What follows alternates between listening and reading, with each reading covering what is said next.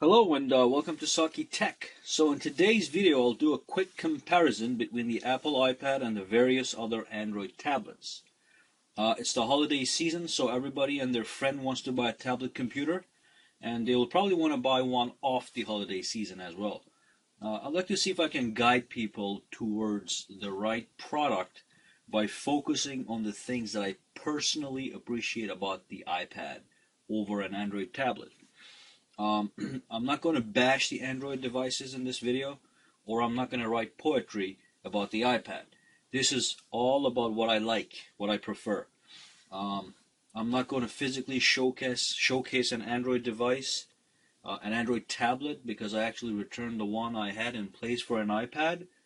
So this video is all about 10-inch tablets. I'm not currently concerned about the smaller form factors. Just keep that in mind as you're watching it.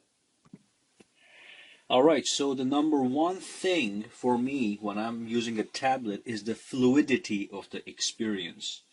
iPad is one smooth working device. No Android device that I have ever touched has ever been as smooth and fluid to use as the iPad. There's no lag on this device, whether you're scrolling through pages or running applications. All of the Android tablets I have used so far have lagged at some point or another, and that is an annoyance to me, which I won't tolerate. So I like the fluidity, scrolling between the home screens, launching applications, animations, everything is more fluid and smooth on the iPad.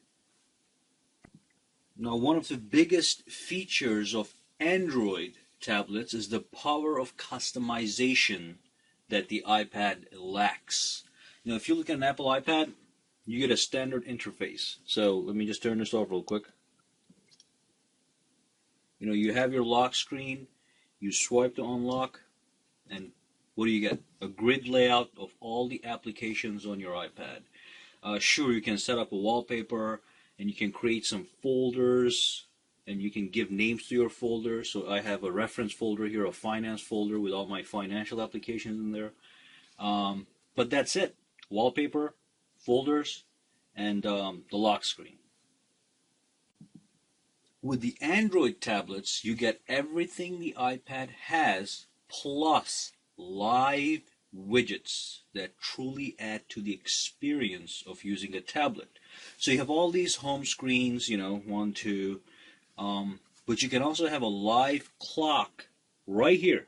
So you can have a weather widget, you can have an email widget, you can have a messaging widget, and all these widgets give you up-to-date, quick glance view of what's important to you without having to launch the app.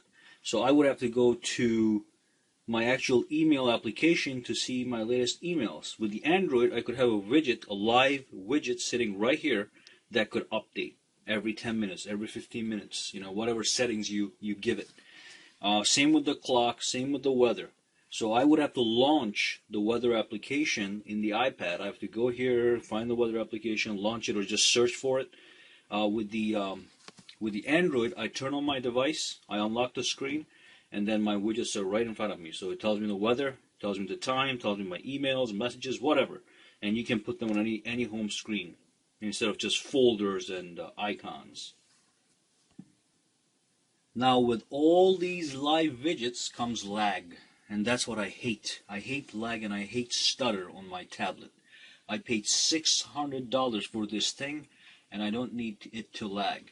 Many of the quad-core Android tablets, the latest ones these days, have minimized the lag, making it somewhat tolerable. But merely minimizing is not enough, not for me. So the day Android tablets match the lag-free user experience of an Apple iPad, I will make the switch to an Android tablet. So the smooth user experience of the iPad is big, and it reflects in applications, in apps too. You purchase an iPad app in the App Store, and you purchase the same app for Android in the Google Play Store. And most of the time, the iPad app is more polished and runs smoother.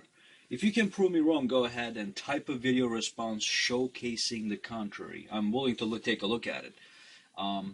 So what about app volume? Overall, the App Store and the Google Play have a large portfolio of apps available to satisfy anyone. But again, the App Store apps are generally more polished and run smoother. Now, talking about applications, apps, if you're a geek, a tweaker, a customization freak, most of the time you'll only be satisfied with an Android tablet. You get the live or non-live widgets with the Android tablets. You get all kinds of different browser applications. You can get customized ROMs. So you can have these customized operating system, versions of Android operating system, and just install them on your Android and do, really cool things with it. And some of them run smoother than the stock. So that's an option. You can even get things like BitTorrent client apps and download files via BitTorrent. That's pretty amazing too. So if this sounds too complicated to you though, go for an iPad right away. So if you're a geek, customization freak, go with an Android. If you like a smooth experience that just works, go with an iPad. Okay, to summarize everything, Apple iPad is a tablet that just works. It works perfectly, and it works very, very smoothly, with no lag.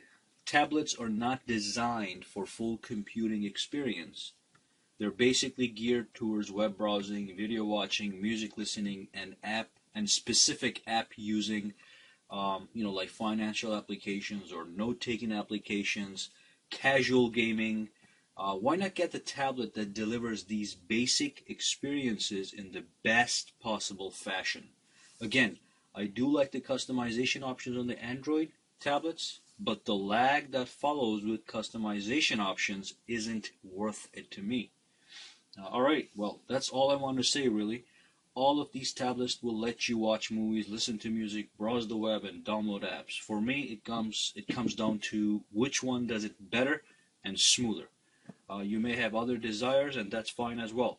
Well, thank you very much for watching this video, guys. Subscribe to my channel if you liked this video. Click the like button if you liked the video. And again, thank you for watching. Have a good day, guys.